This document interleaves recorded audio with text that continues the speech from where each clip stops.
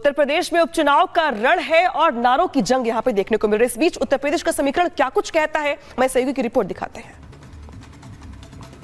उत्तर प्रदेश विधानसभा का उपचुनाव इस समय शुरू है, लेकिन सबसे ज्यादा जो चर्चा हो रही है वो पोस्टर वार की हो रही है। लगातार पोस्टर वार भाजपा और सपा यानी कि अन्य दलों में भी अब यह खींचतान शुरू हो गई है।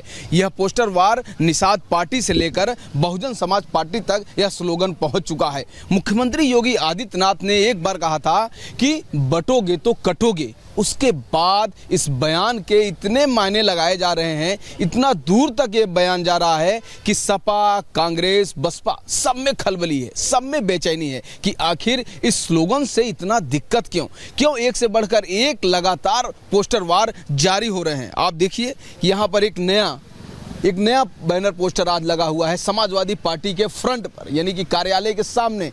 आप देखिए, मठाधीश बांटेंगे और काटेंगे, पीडीए जोड़ेगी और जीतेगी, अमित चौबे।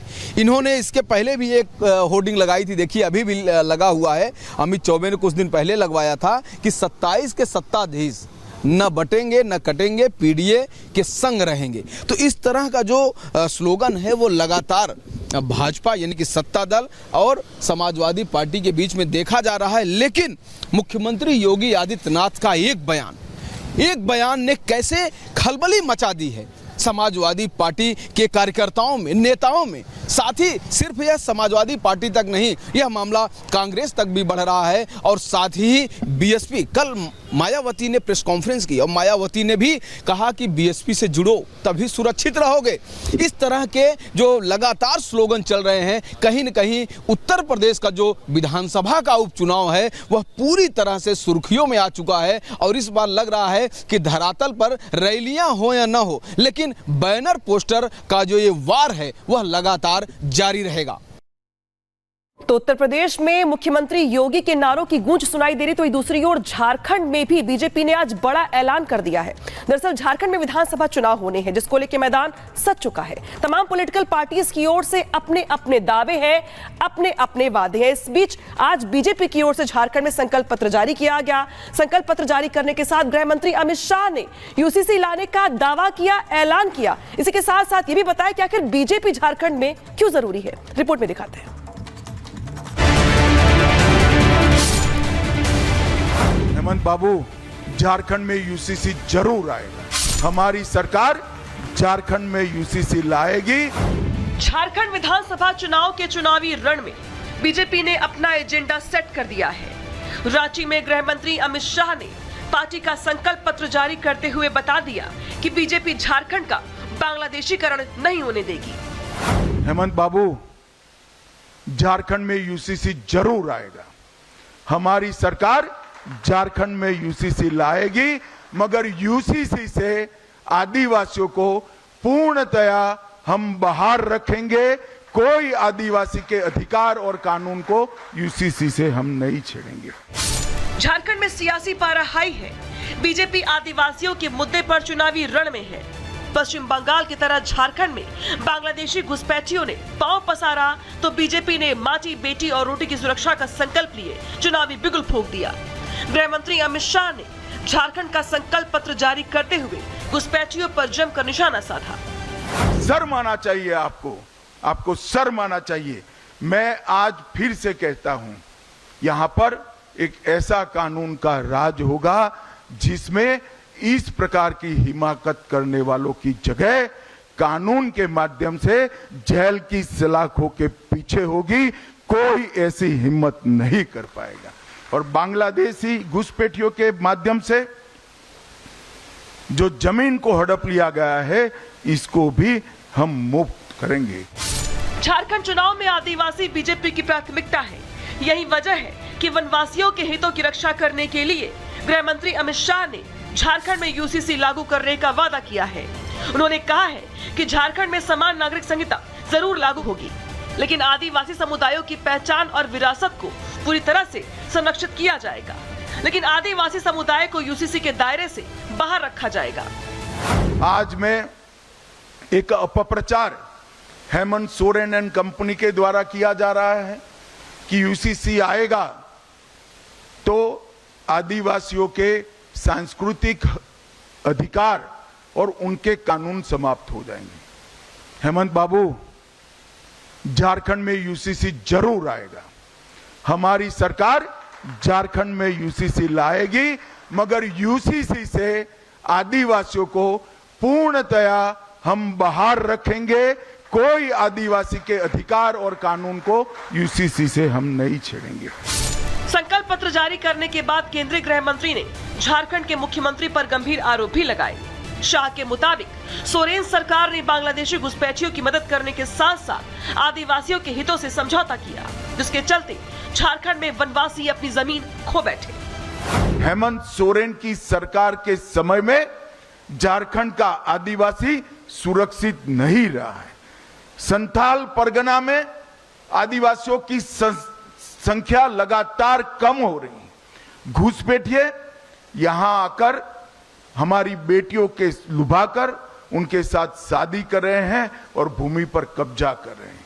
ये समस्या अगर समय रहते रोकी नहीं जाती तो ना झारखंड की संस्कृति बचेगी, ना झारखंड की रोजगारी बचेगी, ना झारखंड की भूमि बचेगी, ना बेटियां भी सुरक्षित होगी। संकल्प पत्र के साथ ही गृह मंत्री अमित शाह अपने झारखंड के लिए विकास का बही खाता भी ले आए।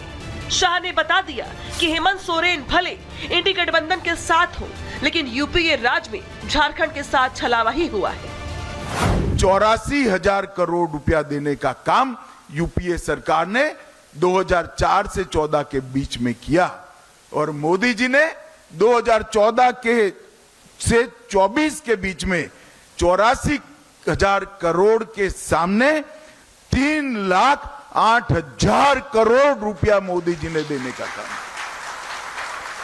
जवाब आपको देना है हेमंत सोरेन जी, भारतीय जनता पार्टी को नहीं देना है।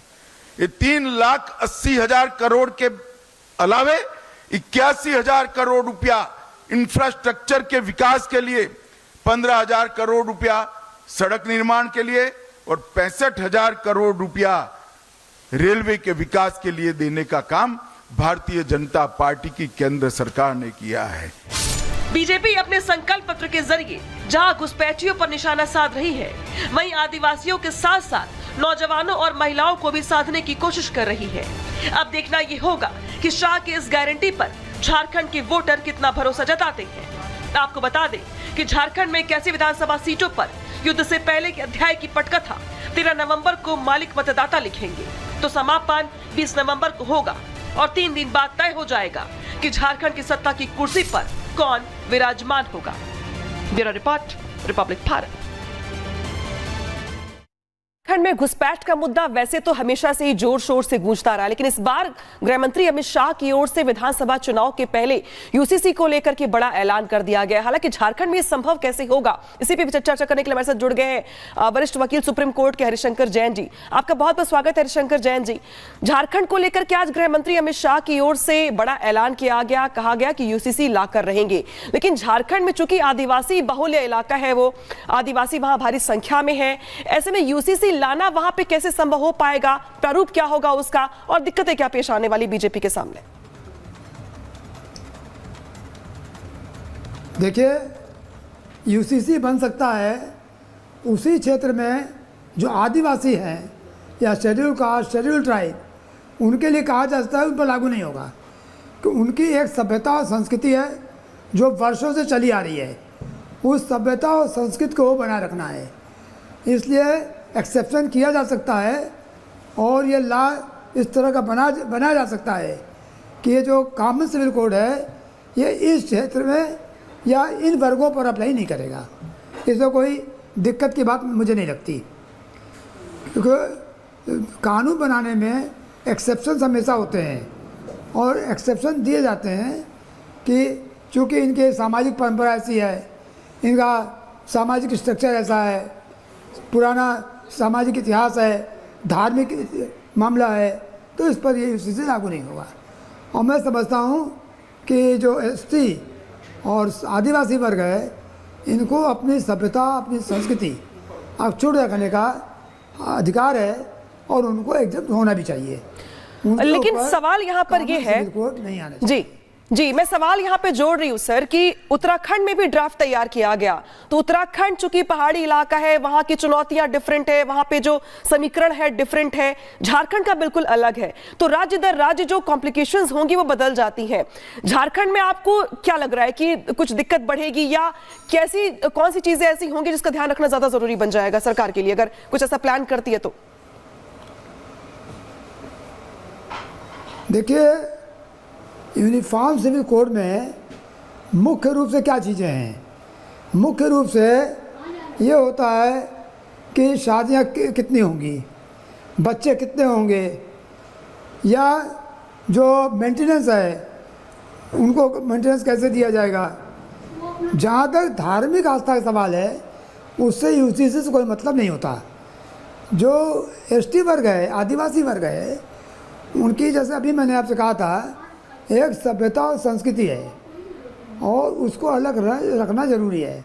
या पहाड़ों पर जो हिल डिस्ट्रिक्ट हैं, उत्तराखंड में हो, हिमाचल में हो, या और भी बहुत जगह हैं, दार्जिलिंग है या लद्दाख है, जहाँ की अपनी एक स्पेशल सभ्यता और संस्कृति चली आ रही है। यूनिफॉर्म सिविल कोड का पर्पज बड़ा साफ है कि देश में जिस तरह से जनसंख्या बढ़ रही है और एक धर्म विशेष की जनसंख्या बढ़ रही है, वो रुकनी है। केवल पर्पज ये है, इससे ज़्यादा पर्पज कभी किसी के धार्मिक अधिकारों में हस्तक्षेप करने का नहीं हो सकता है। और एक वर्ग की जनसंख्या बढ़ती चली जा रही है, 4 शादियाँ, 44 बच्चे, इसके बाद जहाँ 2% है आज वहाँ 42% है।